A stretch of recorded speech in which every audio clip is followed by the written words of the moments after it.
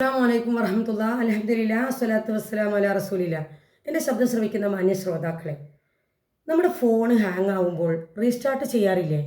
അതുപോലെ തിരക്കു പിടിച്ച നമ്മുടെ ജീവിതത്തിനിടയിൽ അള്ളാഹുവിനെ കൂടുതൽ ഓർക്കുവാനും മനസ്സിനെ ശുദ്ധീകരിക്കുവാനും വേണ്ടി അള്ളാഹു നൽകിയ അവസരങ്ങളിലൊന്നാണ് എഴുത്തിക്കാഫ്. ഭജനമിരിക്കുക, ഒഴിഞ്ഞിരിക്കുക, ഒരു കാര്യത്തിൽ ഉറച്ചു നിൽക്കുക എന്നെല്ലാം ഇതിനർത്ഥമുണ്ട്. എന്നാൽ മനസ്സും ശരീരവും ശുദ്ധമാക്കി അള്ളാഹുവിന് ഇബാദത്ത് ചെയ്യുവാൻ വേണ്ടി ഞാൻ ഈ പള്ളിയിൽ ഒഴിഞ്ഞിരിക്കുന്നു എന്ന നിയത്തോടു കൂടി പള്ളിയിൽ താമസിക്കുന്നതിനെയാണ് എത്തിക്കാഫ് എന്ന് പറയുന്നത്. പരിശുദ്ധ ഖുർആനിലും ഹദീസുകളിലും ഇതുമായി ബന്ധപ്പെട്ട ധാരാളം പരാമർശങ്ങൾ കാണാം. സൂറത്ത് അൽ ബഖറയുടെ 157 ആയത്തിൽ അള്ളാഹു നമ്മളെ ഉപദേശിക്കുകയാണ്, വലാ തുബാശിറൂഹുന്ന വഅൻതും ആകിഫൂന ഫിൽ മസാജിദ്. നിങ്ങൾ ഇത്തിക്കാഫിൻ്റെ വേളയിൽ പള്ളികളിലായിരിക്കുമ്പോൾ സ്ത്രീകളുമായി സംസർഗം പാടില്ല എന്ന്.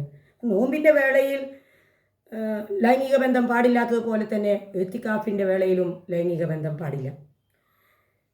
മുസ്ലിമും ബുഖാരിയും ഉദ്ധരിക്കുന്ന ഹദീസിൽ കാണാം, ഐഷ റളിയല്ലാഹു അൻഹ നിവേദനം ചെയ്യുകയാണ്, കാന യഅ്തഖിഫുൽ അശറൽ അവാഖിറ മിൻ റമളാന ഹത്താ തവഫഹുല്ലാഹ് സുമ്മ അഅ്തഖഫ അസ്വാജുഹു മിൻ ബഅദിഹി. അതായത് നബി സല്ലല്ലാഹു അലൈഹി വസല്ലം തൻ്റെ മരണം വരെ റംളാനിൽ അവസാനത്തെ 10 പള്ളിയിൽ ഇത്തിക്കാഫ് ഇരിക്കാറുണ്ടായിരുന്നു. ശേഷം അദ്ദേഹത്തിൻ്റെ ഭാര്യമാരും ഇത്തിക്കാഫ് ഇരിക്കാറുണ്ടായിരുന്നു എന്നും.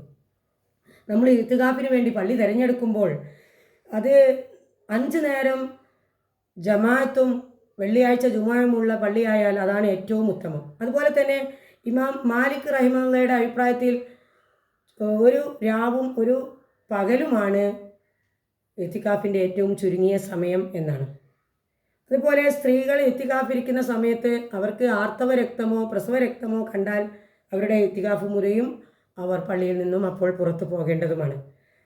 അല്ലാതെ ഇത്തിക്കാഫിൻ്റെ വേളയിൽ പള്ളിയിൽ നിന്ന് അത്യാവശ്യ കാര്യം എന്ന് വെച്ചാൽ ഭക്ഷണം, കുളി, മലമൂത്ര വിസർജനം, ഇതിനല്ലാതെ പുറത്തു പോകുവാൻ പാടില്ല എന്നുള്ളതാണ്.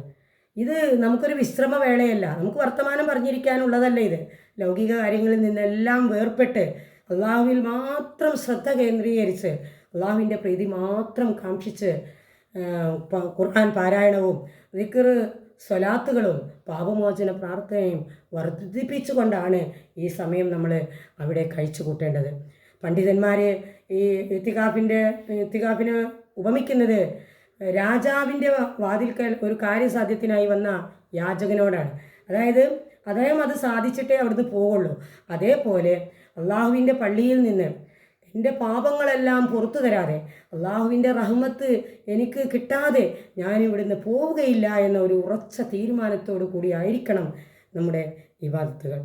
ഏതായാലും ലൗകിക കാര്യങ്ങളിൽ നിന്നെല്ലാം വേർപെട്ട് നിന്ന് ഈ ഇത്തികാഫിൻ്റെ ഈ പൂർണ്ണമായ പ്രതിഫലം കിട്ടുന്ന രീതിയിൽ ഈ റംളാനിലെ അവസാനത്തെ 10 ഉപയോഗപ്പെടുത്തുവാൻ നമ്മൾ പരിശ്രമിക്കുക. അതിനുള്ള സാഹചര്യവും സന്ദർഭവും ഒരുക്കിത്തരുന്നത് അള്ളാഹുവാണ്. അതിനുവേണ്ടി പ്രാർത്ഥിക്കുക. അസ്സലാമു അലൈക്കും വറഹ്മത്തുള്ളാഹി വബറകാതുഹു.